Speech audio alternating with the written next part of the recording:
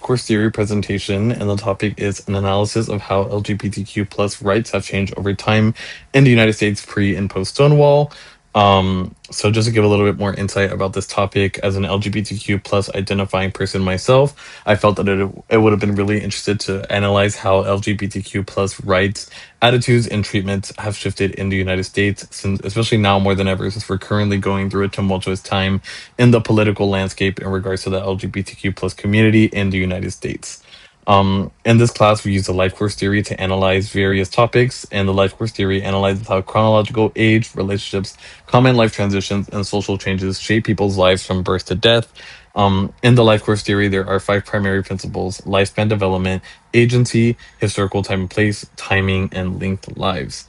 Of these five principles, the main principle I would like to use to analyze the historical shifts surrounding the LGBTQ plus community in the United States is historical time and place and linked lives.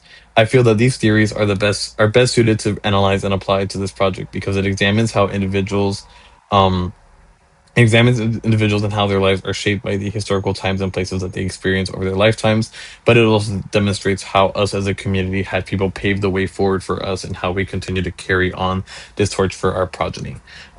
So for my project, the media that I use to represent my creative piece is digital collage.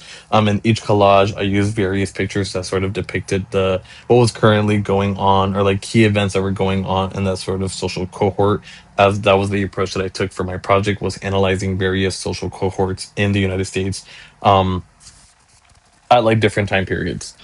So for the first cohort, this was a pre-Stonewall social cohort.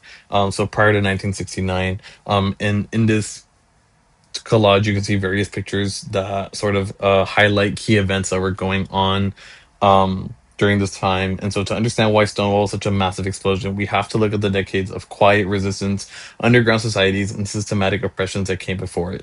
The pre-Stonewall era in the United States was defined by the Lavender Scare, which was a government witch hunt for gay employees, and the birth of the homophile movement, which was the first organized attempt to claim civil rights.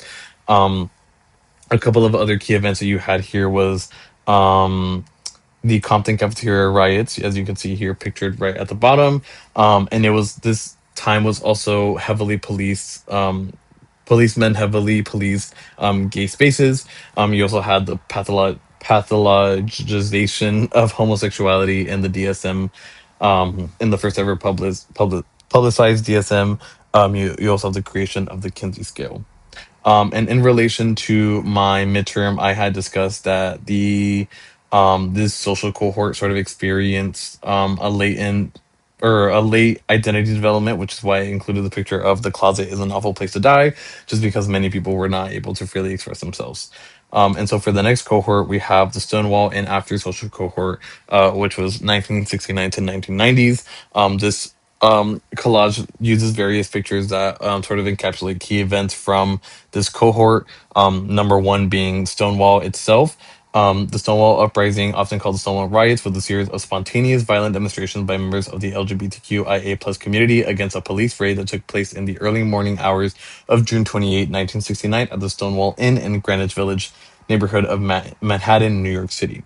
It is widely considered the single most important event leading to the gay liberation movement and the modern fight for LGBTQIA plus rights in the United States. Um, Another key event during this social cohort is the AIDS crisis, also known as the silent epidemic, just because of the lack of care from the government.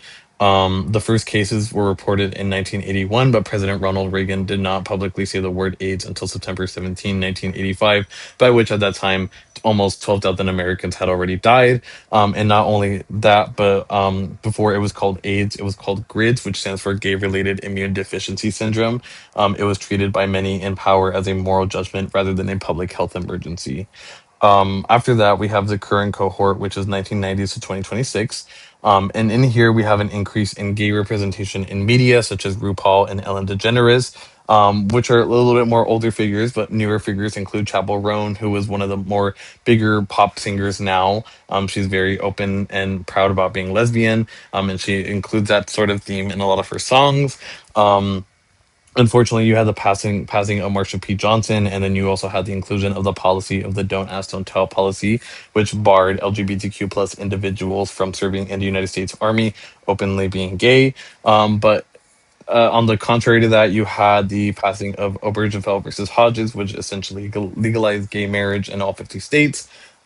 But you also had the Pulse Orlando nightclub shooting, which killed 49 LGBTQ plus individuals, which is considered one of the more biggest attacks in U.S. history, at least in the community, at least. And then now more than ever, you have an increase in anti-trans bills. Um, which is why I included that picture of Protect Trans Kids, as a lot of this legislation is targeting younger trans individuals from receiving the sort of gender affirming care that's really needed for for transgender individuals. And yeah, that pretty much encapsulates my project for this presentation.